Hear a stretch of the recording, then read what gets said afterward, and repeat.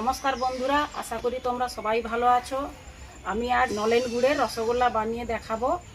আর শীতকাল যেহেতু পড়ে গেছে, শীতকালে নলেন গুড়টা পাওয়া যায়, সেই জন্য আমরা ওই গুড়টা দিয়েই আজকে রসগোল্লা বানিয়ে দেখাবো।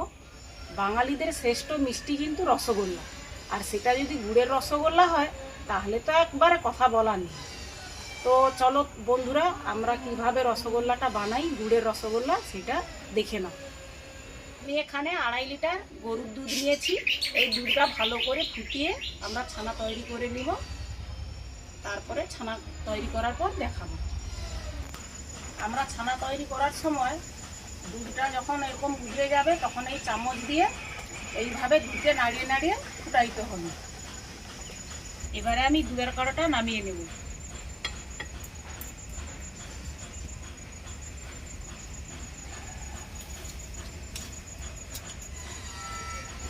এর মধ্যে আমি ভিনিগার দেব। তোমাদের কাছে যদি লেবু থাকে লেবুর রস দিতে পারো, আমি ভিনিগারটা দিচ্ছি। 4 চামচ ভিনিগার দিয়েছে। এই চামচের আমার দুধটা যেহেতু বেশি আছে, এর মধ্যে আমি এবার একটু জল মেশাবো। ভিনিগারের মধ্যে একটু জল মেশাবো, ভালো করে একটু গুলিয়ে নেব। এবারে আমি দুধের মধ্যে এই জলটা দিয়ে দিব।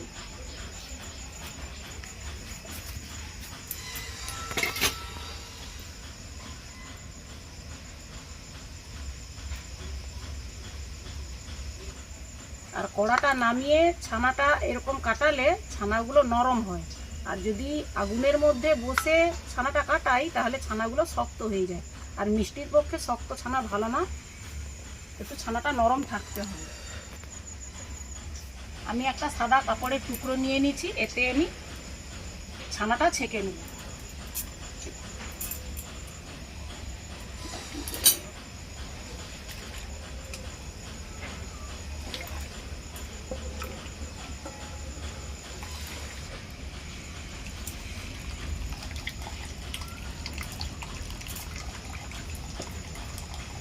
এবার আমি ছানাটাকে ভালো করে ধুয়ে নেব।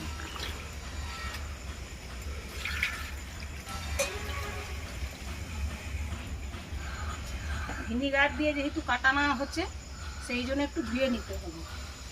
ভিনিগার না হলেও লেবু দিয়ে কাটাইলেও ছানাটাকে ধুয়ে নিতে হবে, কারণ এর যে টক ভাবটা তখন চলে যাবে ধুয়ে নিলে। আমাদের ছানাটা ধোয়া হয়ে গেছে, 2-3 বার ধরেই ধুয়েছি।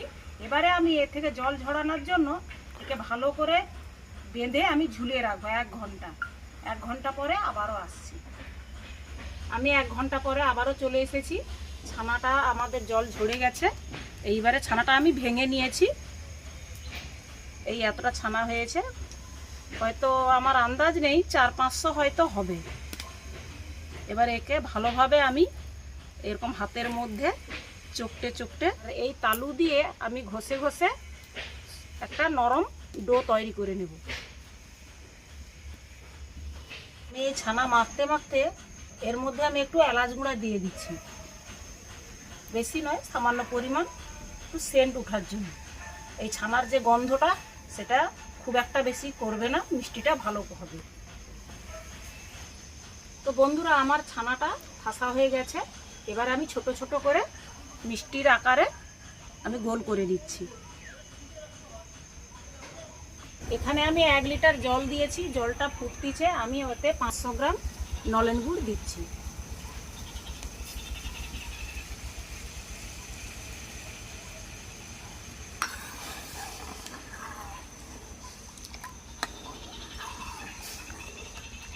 আমার জলটা ফুটে গেছে, গুড় জলটা ফুটে গেছে। আমি এবার একটা করে মিষ্টি ছেড়ে দিব।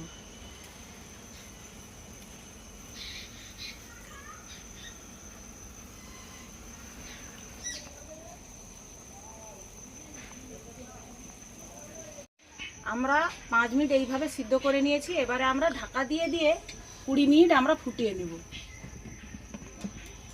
আর তাপমাত্রাটা একদম লো থাকবে।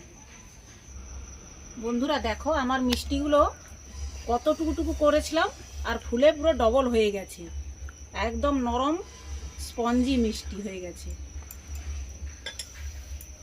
তো বন্ধুরা, আমার কিন্তু মিষ্টিটা কমপ্লিট হয়ে গেছে। এবারে আমি একে একে কাঁচের বোলের মধ্যে তুলে নেব।